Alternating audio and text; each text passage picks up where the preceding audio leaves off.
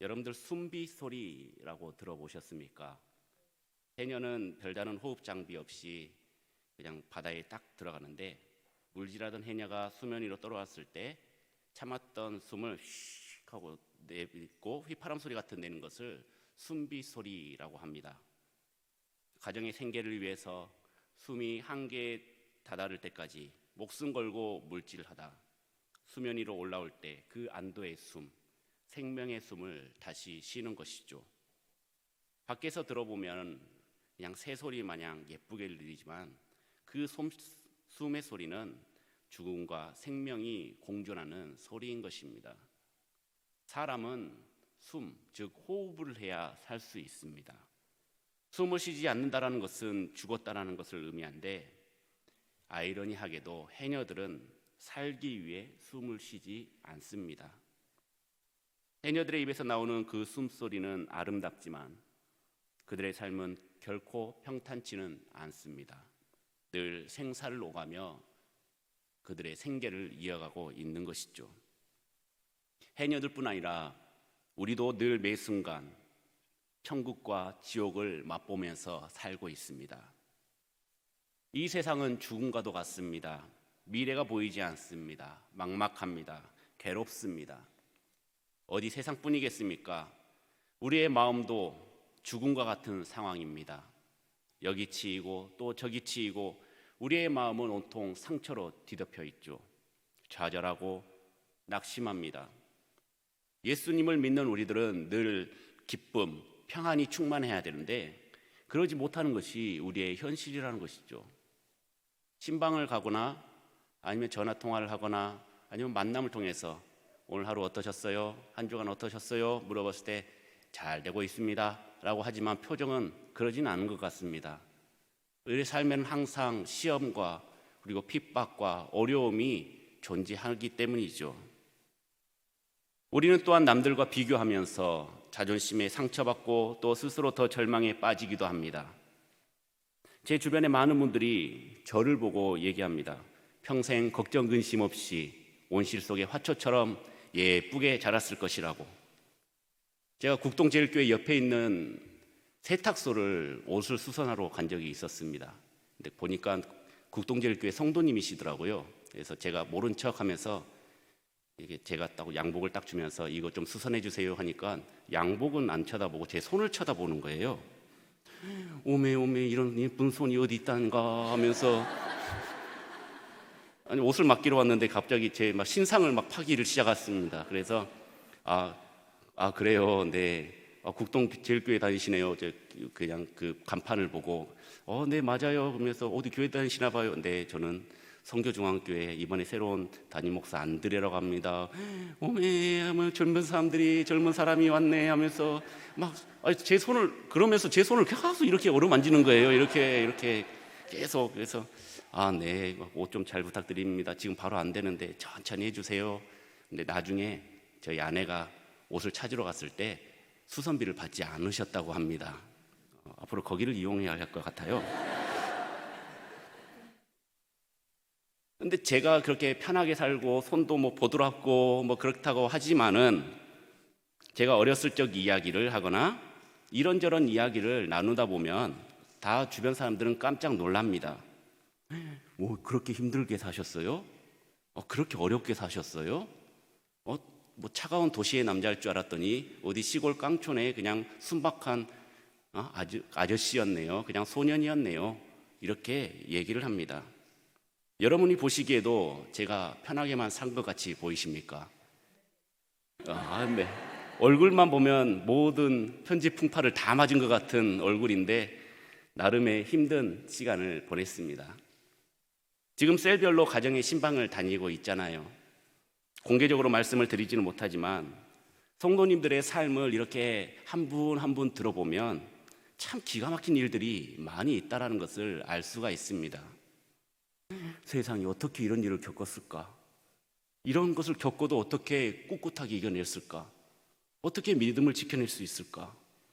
그렇게 버티신 거 보면 정말 존경스럽고 대단하다고 느껴집니다.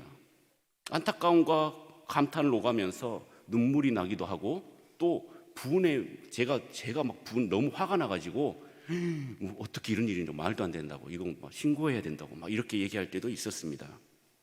정말 기도가 절로 나오는 가정들이 너무나도 많았죠. 죽은 것 같은 마음, 죽은 것 같은 상황, 지금 우리는 죽음과 같은 현실에서 살아가고 있습니다. 예수님을 믿는 우리는 날마다 기쁨이 넘쳐야 되는데 왜 이 세상 속에서 어찌할 바를 몰라 방황하고 있는 걸까요? 오늘 본문 1절 말씀 우리 함께 봉독하겠습니다. 시작. 오라 우리가 여호와께로 돌아가자. 여호와께서 우리를 찢으셨으나 도로 낫게 하실 것이요 우리를 치셨으나 싸매어 주실 것임이라. 아멘. 하나님께서 우리가 돌아가면 찢으셨으나 도로 낫게 해주시고 치셨으나 다시 싸매어 주신다라고 말씀합니다. 우리가 부활신앙으로 산다라는 것은 죽음의 세상에 대한 공격이 아니라 죽음의 나라, 죽음 속에서 폭력을 사용하지 않고 생명을 끌어안는 것입니다. 하나님께서는 우리를 치시기도 하고 찢으시기도 합니다. 늘 우리에게 쉴만한 물과 푸른 초장만 인도하시는 분이 아니라는 것이죠. 그런데 그것은 우리를 영원한 죽음으로 내몰려고 하는 하나님의 뜻이 아닌 우리를 살리기 위한 방법이라는 것입니다. 영원히 죽을 수밖에 없던 죄인 우리를 위해서 예수 그리스도가 십자가에 못 박혀 죽으심으로 우리에게 새 생명을 허락하셨습니다. 우리를 살리시기 위해 죽음으로 생명을 주신 것, 이것이 바로 부활이라는 것이죠. 오늘 본문의 이스라엘은 지금 이 시대처럼 죽은 것과 같은 상황입니다. 나라가 망하면서 민족의 자존심은 짓밟혔습니다. 마치 에스겔의 깊은 계곡 사이에 흩어져 있는 마른 뼈들과 같은 상황이었습니다. 스스로 할 수 있는 것이 아무것도 없습니다. 그러나 이러한 절박한 상황 속에서 하나님께서 에스겔에게 명령하라 하시니 그 마른 뼈들이 각각 맞춰지고 또 살이 덮이고 근육이 덮이고 또 피부가 덮이고 피가 통하고 생기를 불어넣으니 살아나고 극히 강한 군대가 되지 않았습니까? 호세아가 이스라엘 백성에게 선포한 이틀 후에 우리를 살리시며 셋째 날에 우리를 일으키시리라, 이 말씀도 여호와 하나님께서 고난 중에 그리고 절망 중에 있는 그 이스라엘을 빠른 시일 내에 회복의 은총을 내리게 할 것이라는 예언이었던 것입니다. 예수님께서는 금요일 오후에 십자가에서 내려서 무덤에 묻히시고 토요일 하루를 지내시고 주일 새벽에 부활하셨습니다. 날짜로 보면 3일, 그리고 시간으로 보면 이틀입니다. 그러므로 이 예언은 구속사적으로 예수 그리스도의 부활을 예언하는 예언의 말씀이 틀림없는 것이죠. 부활하신 주님께서 우리를 살리시고 우리를 일으켜 주셨습니다. 살려만 주시고 그냥 내버려 두는 것이 아닌 일으켜 세워 힘을 주셨고 주의 일을 감당할 수 있도록 우리를 인도하셨던 것입니다. 그것은 무엇입니까? 바로 제자로 우리를 세우신 것이죠. 성도로 세우신 것입니다. 그리고 직분을 우리에게 주신 것입니다. 그렇다면 부활하신 예수님을 만나게 되면 우리는 어떠한 은혜를 얻게 되는 것일까요? 먼저 우리에게 평강이 찾아옵니다. 현대사회는 불안이 세상을 지배하였습니다. 사람들에게 평강이라는 것을 찾기가 굉장히 힘이 듭니다. 한 보험사에서 가장 불행하고 염려되는 것이 무엇인지 조사를 했는데 1위가 건강 문제, 2위가 경제 문제, 3위가 노후 문제였습니다. 모두 다 이 세상을 살아가기 위한 필수 조건이죠. 이러한 조건이 우리의 삶에 만족이 안 되니까 계속해서 불안과 염려가 우리 마음을 어지럽게 하고 또 힘들게 하는 것입니다. 평강이라는 뜻은 마음에 걱정이 없는 평안함, 샬롬, 곧 평화를 뜻합니다. 예수님께서는 요한복음 14장 27절을 통하여 말씀하십니다. 평안을 너희에게 끼치노니 곧 나의 평안을 너희에게 주노라. 내가 너희에게 주는 것은 세상이 주는 것과 같지 아니하니라. 너희는 마음에 근심하지도 말고 두려워하지도 말라. 할렐루야. 평화의 왕이신 예수 그리스도께서 이 땅에 오셨습니다. 우리 가운데 평화를 주기 위해서 오신 것이죠. 우리가 세상에 살다 보면은 잘 먹고 잘 살 때도 있지만 우리가 핍박을 당하고 어려움을 당할 때도 있습니다. 그런 구조 속에서 우리는 살고 있습니다. 그런데 그럴지라도 우리는 예수 그리스도의 안에 있으면 세상이 알 수도 없고 줄 수도 없는 평화를 누릴 수 있는 것이죠. 무엇으로요? 예수 그리스도로요. 불안하고 초조한 우리 마음에 예수님 우리 찾아오셨습니다. 그리고 우리 마음속에 근심하지도 말고 두려워하지도 말라라고 말씀하십니다. 그것도 잠깐 없어지는 평안이 아닌 반짝하고 즐거움과 싹 지나가 버리는 평안이 아닌 예수님께 주시는 참 평안, 진정한 평안을 우리가 선물로 받은 것입니다. 여러분들 터키 아이스크림 아십니까? 한번 드셔보신 분들도 계실 것입니다. 아이스크림을 긴 쇠막대기로 이렇게 막 힘있게 퍼가지고 콘에 이렇게 올린 다음에 이렇게 막대기채로 주죠. 이렇게 콘으로. 그러면은 딱 받으려고 하면 어떻게 합니까? 휙 돌려가지고, 그러면 내 손에는 뭐가 있습니까? 아이스크림 없고 콘만 있습니다. sorry 하면서 다시 딱 집어가지고 다시 막 퍼가지고 담아주면 어떻게 합니까? 또 받으려면은 쏙 빼가지고 또 아이스크림 먹고 콘만 손에 있습니다.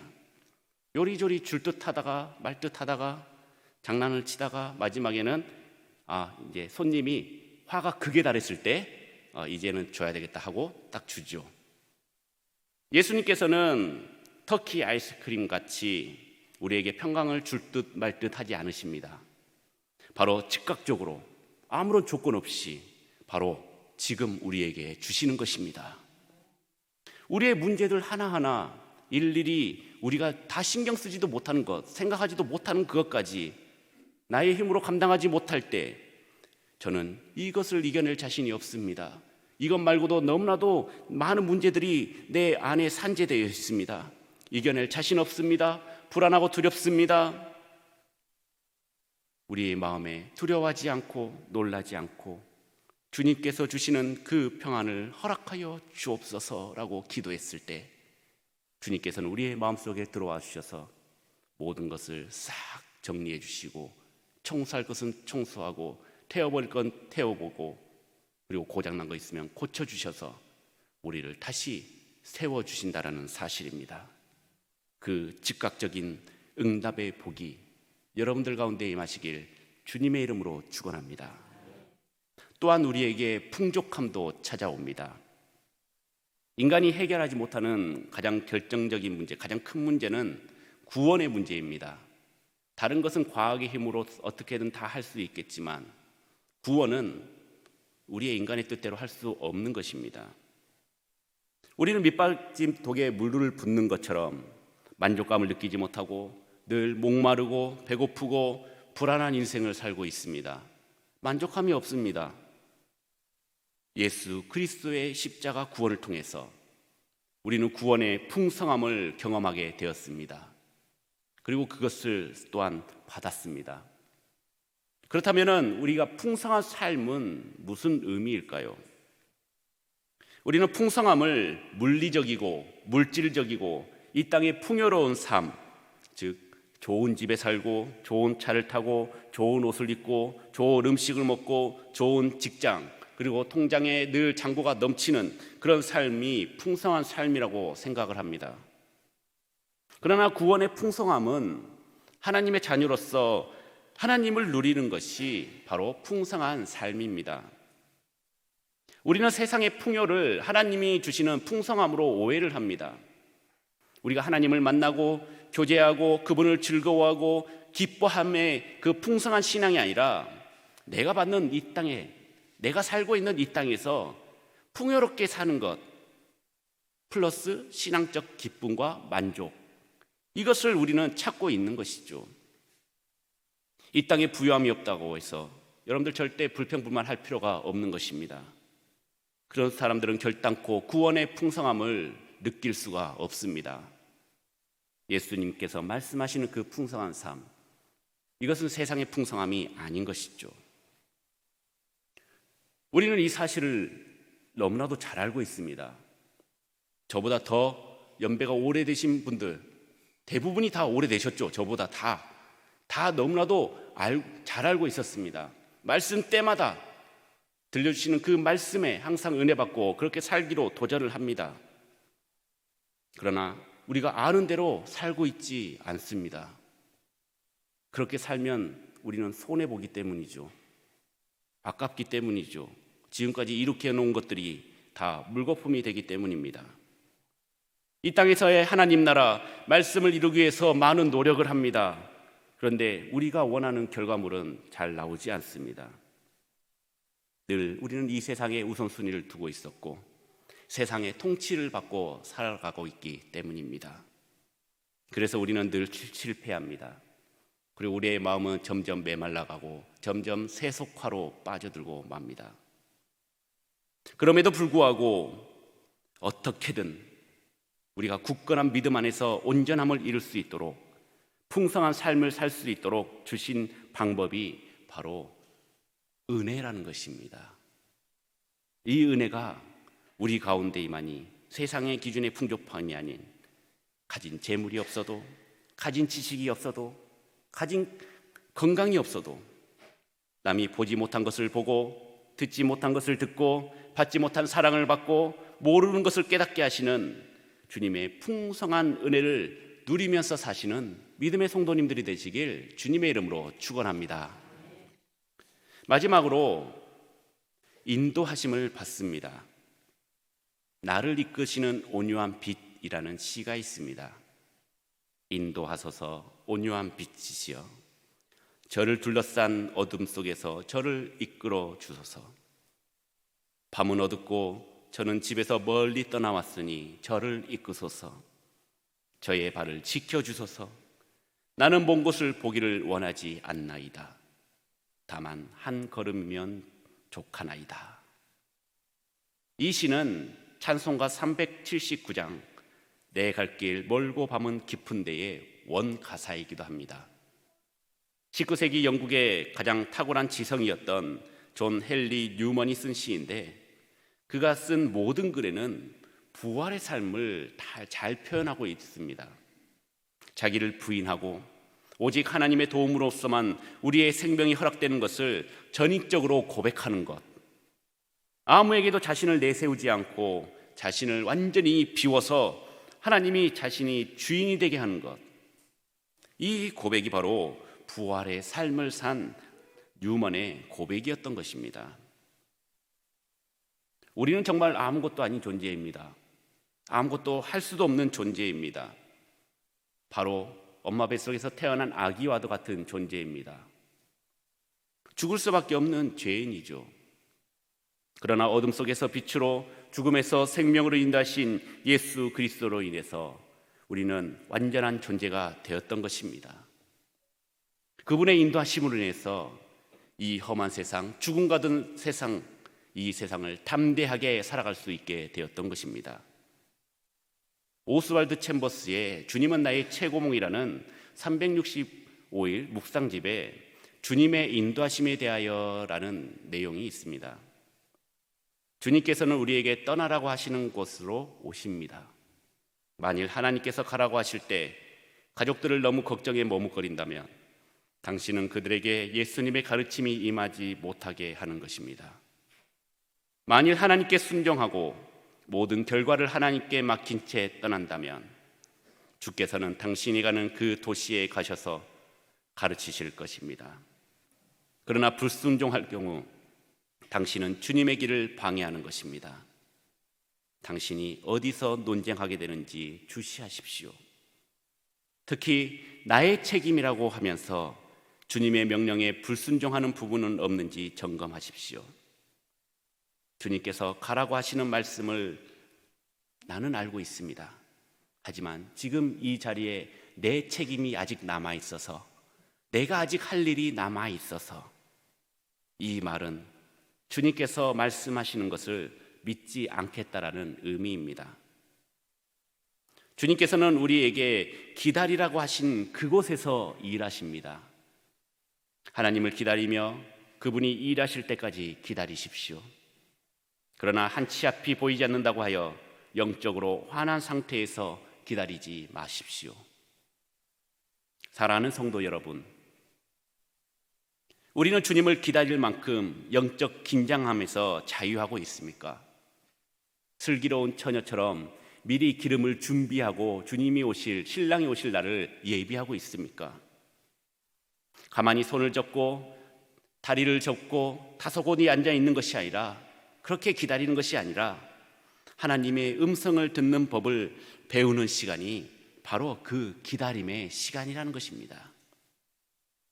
이 기다림 상태, 그냥 멍하니 기다리는 것이 아닌 평소에 느낄 수 없는 주님의 역사를 그 시간에 체험하시길 바랍니다. 주님의 인도하심 따라 어디든지 주를 따라 주와 함께 가련의 이 찬양의 가사처럼 주님과 함께 가고 그 자리에서 주님을 또한 기다리시는 여러분들이 되시길 소망합니다. 하나님의 방법을 의심하지 마십시오. 주님께로 돌아가시면 우리의 모든 문제는 해결이 됩니다. 이 은혜가 여러분들 가운데 임하길 주님의 이름으로 축원합니다.